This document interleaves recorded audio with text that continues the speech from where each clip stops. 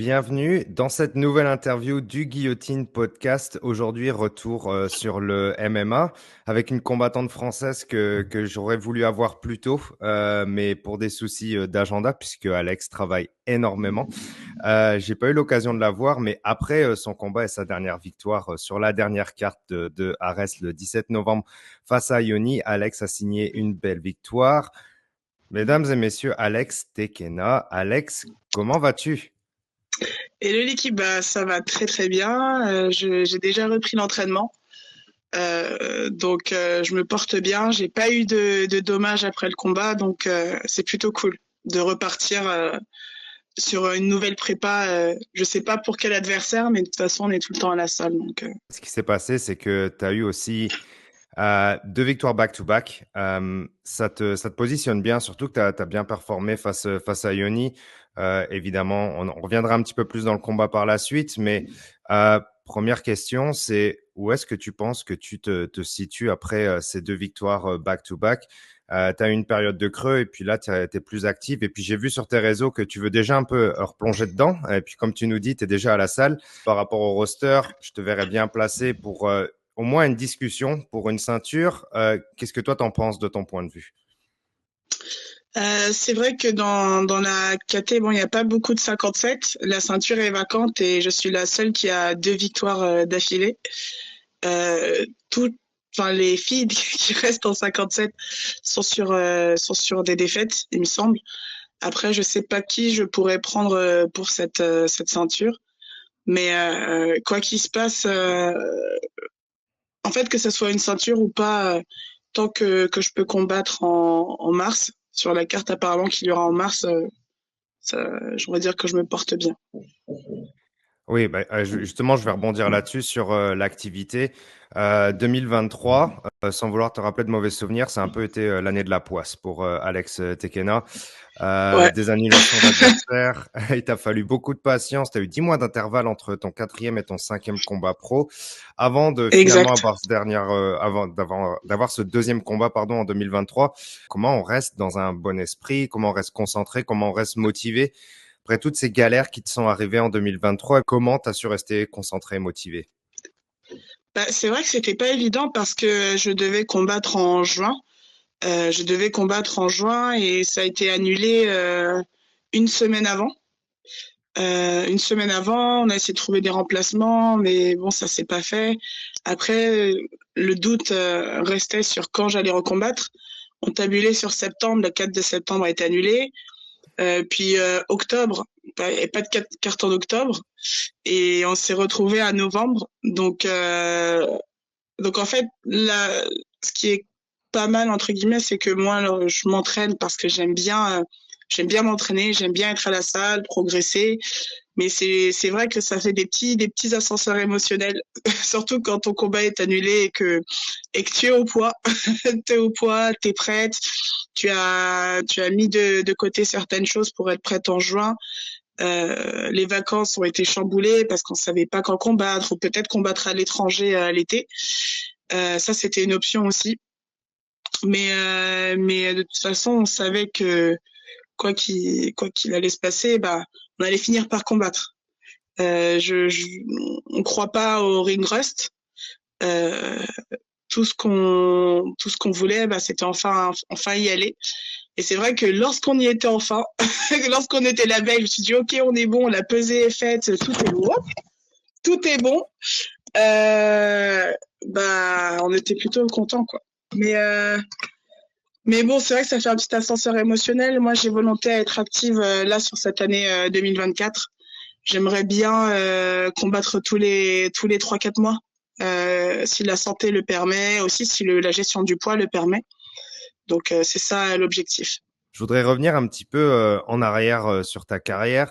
Euh, à l'époque de ton combat contre Ivana pour la ceinture, tu Mhm. étais propulsé pour un combat pour une ceinture, à peine deux combats pro dans ta carrière, dans ton sac.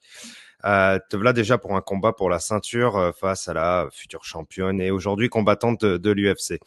Tu étais bien parti justement pour gagner ce combat avant que ça passe dans l'autre sens. Mais bon, ça c'est la dure loi du sport et du MMA. En tant que jeune combattante, hein, puisque je te disais, tu avais seulement 2 combats pro, te voilà déjà pour la ceinture. Comment tu as vécu cette défaite en tant que jeune pro? Toutes les défaites sont vécues comme un coup de poignard dans le cœur, quoi qu'il se passe. Et aussi, il y avait cette pression, il y a la pression et la dictature du chiffre en MMA pro. Donc, je me suis dit, OK, 2-1, ça fait moche. Parce que 2-1, ça peut vite virer en 2-2. Là, c'est très moche. Et 2-3, c'est encore plus moche. Donc, je me suis dit, OK, il n'y a pas le droit à l'erreur sur les prochains combats. Cette défaite, c'est pas tant une remise en question ou autre, parce que ce soit une victoire ou une défaite, à chaque fois, on doit remettre les compteurs à zéro et se remettre en question dans tous les secteurs en termes de performance. Le fait que j'ai cette expérience dans le wushu, le kickboxing, le K1 avant, même si c'était qu'en amateur, a fait que les victoires et les défaites, je sais les gérer. Sauf qu'avant, j'avais pas cette dictature du chiffre et cette pression-là. Donc, on va dire c'était un nid de poule dans mon avancée. Peut-être qu'il y en aura d'autres, je ne le souhaite pas, mais en tout cas, de toute façon, quoi qu'il se passe, il y a travail à faire à la salle dans toutes les aires et voilà, quand on continue. Et puis, c'est vrai qu'à chaque fois, on me dit, bah ouais, t'étais en train de gagner jusqu'à ce que tu aies perdu. C'est le sport de combat, ça aurait pu être aussi une stratégie de sa part. Donc, tout ce qui compte, c'est la victoire ou la défaite à la fin et j'ai perdu. Donc c'est comme ça, quoi. C'est une défaite que j'ai acceptée, qui a créé une remise en question, mais mes victoires me remettent plus en question que mes défaites. Parce que lorsqu'on fait une victoire, c'est plus dur de se remettre en question, donc on doit être plus observateur. Alors qu'une défaite, forcément, la cause de la défaite, ça va être l'objectif numéro 1 à corriger, à ajuster par la suite. En parlant d'Ivana et d'autres combattantes, Melissa Dixon, Daria ont aussi changé d'employeur qui est le tien en ce moment, Ares, Mhm. pour partir au UFC, voir certaines de tes collègues partir dans d'autres organisations. Est-ce que c'est une source de motivation pour toi de dire Ares, c'est quand même c'est une belle organisation en France déjà et même en Europe, j'ai envie de dire, et ça peut être un beau tremplin pour la suite d'une carrière. Est-ce que pour toi c'est motivant de voir ces gens partir dans d'autres organisations? Bien sûr, parce que on va dire que je suis le même parcours qu'elle, sachant que Mélissa et Daria n'ont pas eu la ceinture, mais elles ont un parcours plus long, on va dire. Dans leur carrière pro, elles ont plus de combats que moi. Mais petit à petit, je me rapproche du nombre de combats qu'elles ont et j'espère du nombre de victoires qu'elles ont. Pareil pour Ivana, donc Ivana qui a fait une défense et puis après qui est partie à l'UFC. Donc c'est forcément ça inspire parce qu'on se dit on n'est pas si loin que ça, sachant que chez les femmes, en fait, ça va très vite parce qu'il y a beaucoup moins de concurrence. Il y a beaucoup moins de concurrence. Par exemple, après ce combat, je suis classée sur Fate Matrix 88e. Alors que chez les hommes, non, au bout de 5 combats à 4-1, on n'est pas directement classé 88e mondial. Ouais. Donc c'est beaucoup plus simple. Ares, en plus, c'est sur l'UFC Fight Pass. C'est une très belle production. C'est une production qui est associée à l'UFC aussi. Et c'est une plateforme intéressante. Donc, et puis, il y a, mine de rien, on a des bonnes oppositions qui font de beaux spectacles au niveau de la cage. Et ça, c'est quelque chose, je pense que potentiellement, les matchmakers de l'UFC recherchent. Pas des combattants ou des combattantes qui ont un style un peu ennuyeux. Je pense que j'ai un style qui plaît parce que c'est très violent. C'est très violent. J'aime bien rester Oui. debout, j'aime bien créer du dégât. Et ça se voit aussi que je m'amuse dans la cage lorsque je combats. Donc j'espère que ça sera une suite, mais je ne prétends pas à ce que ça soit une suite immédiate. Une question par rapport à ton entourage. Il y en aura 2 en fait. Tu es managé, pardon, par Guillaume Pelletier et coaché par Johnny Frachet. Est-ce Mhm. qu'on peut faire mieux comme combo pour un fighter MMA en France? Est-ce qu'il y a mieux? Est-ce que tu pourrais faire mieux? Euh, c'est vrai, il y a JB aussi. En fait, c'est surtout JB qui s'occupe de moi au sein de la BTT, qui Ok. est très souvent dans mon coin, en fait, qui est très souvent dans mon coin. Et Johnny, c'est vrai que, bah, en plus, vraiment, on s'entend vraiment super bien, on rigole bien. J'aime bien le taquiner d'ailleurs sur les combats. Je m'amuse à faire floquer sa tête un peu partout. T-shirt, Bob, son dernier fight, là, je me demande ce que je vais faire sur la prochaine. Mais en termes de professionnalisme et d'entente, j'ai cette chance que ça matche bien. Euh, la BTT a de très bons rapports en plus avec beaucoup d'organisations. Donc Mhm. c'est un bon contact à avoir. Ils ont de très bons rapports aussi avec leurs athlètes, c'est-à-dire qu'ils prennent soin de leurs athlètes. Il n'y a pas de cachotterie, il n'y a pas d'entourloupe. Ils sont honnêtes en plus aussi avec leurs sportifs sur les objectifs. Donc ça c'est déjà top. Et puis avec Johnny, bah on forme un sacré binôme quoi. Puis aussi j'ai la chance d'avoir, il y a d'autres coachs au sein de l'US Métro. Je m'entraîne encore aussi de temps à autre au NR Fight, surtout pour la lutte à livrer, le sol. Donc, on va dire que tout autour de moi, j'ai une équipe incroyable qui s'est formée d'elle-même. On va dire que c'est un concours de circonstances et je m'estime extrêmement chanceuse. On va parler un petit peu de ton environnement encore, comme je te l'avais dit. Je t'avais dit que c'était pas facile de caler nos agendas sans te jeter sous le bus, surtout par rapport au tien. Mais ça, c'est pour une très bonne raison. C'est parce que t'es quelqu'un qui travaille très très fort. Tu travailles à côté de ton occupation de fighter pro. Tu t'entraînes 2 fois par jour, des fois, souvent. Tu coaches le soir aussi. Euh, Comment est-ce que tu trouves du temps pour toi? Comment est-ce que tu fais pas un burn-out? Est-ce que tu as une vie sociale? Est-ce que tu vois tes amis? Est-ce que enfin, je vais pas rentrer dans ta vie privée non plus, mais est-ce que tu trouves le temps de passer du temps avec tes proches et de passer du temps pour toi surtout? Comment tu tiens mentalement face à toute cette charge de travail? Il faut savoir, le dernier combat, j'ai failli faire un burn-out. En fait, Ah, ce qui se passe, c'est qu'après les combats, on met tout de, bah, tu vois, nous, on s'est vu après ce combat.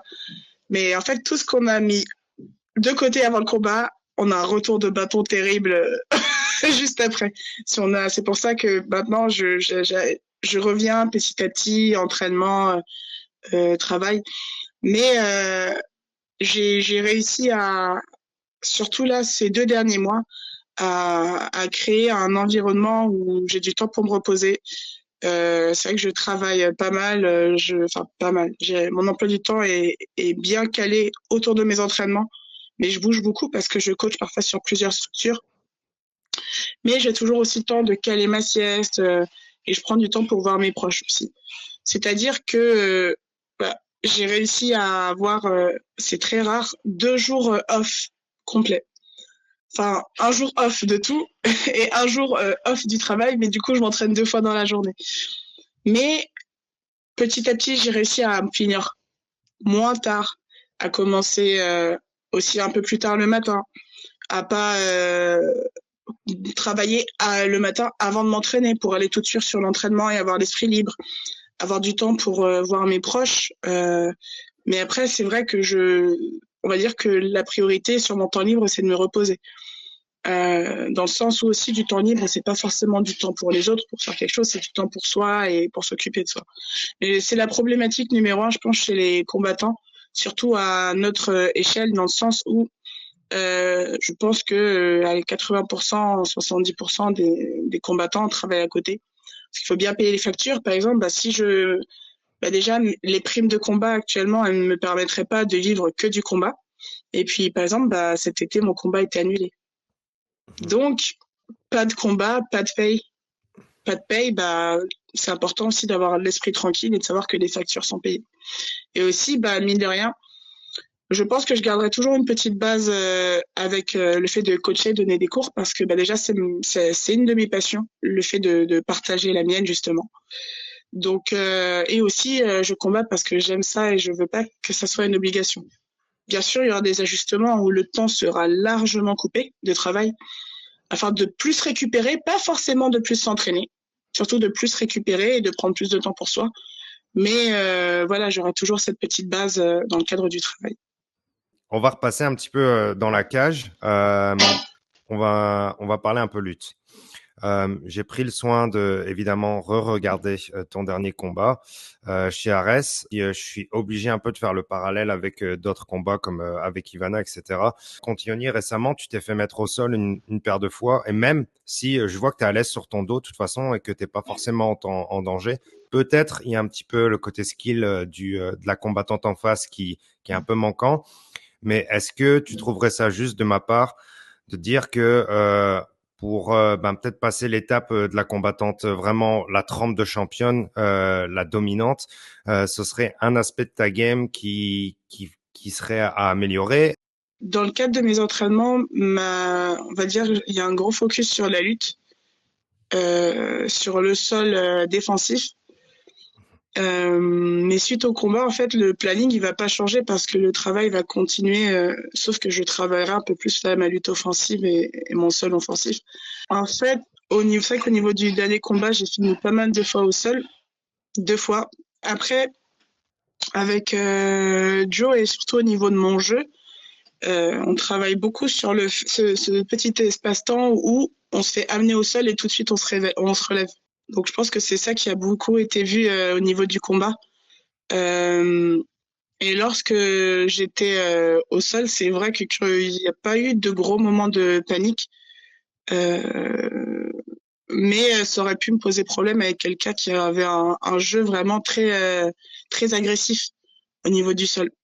Après, c'est quelque chose qu'on travaille beaucoup, le fait de se relever, de pas accepter le sol. Mais c'est vrai que surtout sur la dernière, et aussi sur la deuxième, j'ai beaucoup bloqué. Parce que je me suis dit, bah, au bout d'un moment, ça va relever et on joue un peu avec les nouvelles règles du MMA où si on est arrivé au sol et que aucun dommage ne se fait, en fait, ça marque rien, ça marque pas de points. Ouais. Oui, après, je travaille toujours sur la lutte et là, curieusement, ce que je dois travailler en priorité par rapport au dernier combat, c'est le fait que je l'ai pas cadré. Pour moi, ça a été ce qui a été le plus gros manquement. Si on regarde au niveau du combat, j'ai regardé récemment et je la cadre pas et je me fais balader en fait au niveau du combat. De toute façon, la lutte, le sol, c'est ma priorité. Et en général, ce qui est drôle, c'est que sur mes prépas, je travaille très peu le striking. Je travaille surtout le striking et les défenses de lutte et le fait de se relever. Après, c'est vrai que parfois, j'aimerais bien, sur certains combats, montrer mon sol offensif parce que j'ai un sol qui est très agressif au-dessus. Très agressif au-dessus. Mais bon, quand on combat, on cherche à gagner et je sais que la clé pour que je gagne, c'est que, en général, que je reste debout. Mais c'est vrai qu'il y a eu trop d'amener au sol. Et les 2 fois où je suis restée longtemps sur le dos, c'est des phases où, à un stade avancé, je veux dire, en termes de progrès technique, en fait, il faudrait que je me relève dans les 30 secondes. Sachant que tu veuilles te battre plus régulièrement, est-ce que tu as des touches? Tu m'as parlé de Mars. À part vouloir te battre sur cette carte, est-ce que tu as d'autres choses? Aucune. 0-0. Le lendemain après le combat, on en a parlé avec JB, on attend les dates, et même pour mars, il n'y a pas de date concrète, il n'y a pas je crois que c'est l'Adidas Arena, mais il n'y a pas de date concrète, il n'y a rien, donc pour le moment, en fait, on peut pas se projeter sur quelque chose qui est inconnu. Moi, je continue de m'entraîner, je sais que vers cette période-là, février, je recommencerai à, de toute façon, je pense que février devrait y avoir une date d'annoncer pour mars. On va dire qu'on garde cette date en tête, mais on va dire on marche dans la pénombre là pour le moment. Ok, je Donc il n'y a comprends. plus qu'à aller à l'entraînement, à progresser, surtout à prendre du plaisir, parce que dès lors qu'on a un nom ou une date, il y a un mini enjeu au sein des entraînements. Donc on a une pression supplémentaire, même si en général on se dit que non, mais non, il y a toujours cette petite forme de pression. Donc là on s'amuse surtout, on s'amuse, on travaille. Sur des choses avec lesquelles on est moins à l'aise et on continue de développer son jeu en attendant. Je souhaite que tu te trouves une combattante au plus vite. Et as-tu quelque chose à ajouter? Je sais que tu as été très vocal sur des sujets qui te concernent récemment. Si tu veux en parler aussi aujourd'hui, tu peux y aller.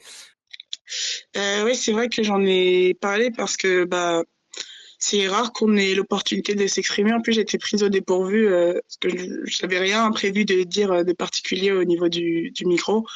Mais j'en parlais avec Joe lorsqu'on faisait le cutting. Que ouais, c'est surtout en fait ça réduit les performances aussi au sein du combat parce que il y a la partie régime, il y a la partie cutting. Donc du coup, moi, je fais pas de régime cétogène parce que bah, c'est très compliqué de gérer ça au niveau de mon taux de sucre. Donc je parle du diabète, parce que je suis diabétique insulinodépendant. Donc du coup, bah, en général, je suis plus légère que mes adversaires. Je suis pas un gros 57 parce que je peux pas enlever cette partie d'eau qui est associée au régime cétogène. Il faut savoir quand j'ai fait le bain, par exemple, tu vois, à chaque fois, Lucide, mais en même temps, j'avais fait une hypoglycémie, donc je devais manger alors qu'il y avait des bonbons.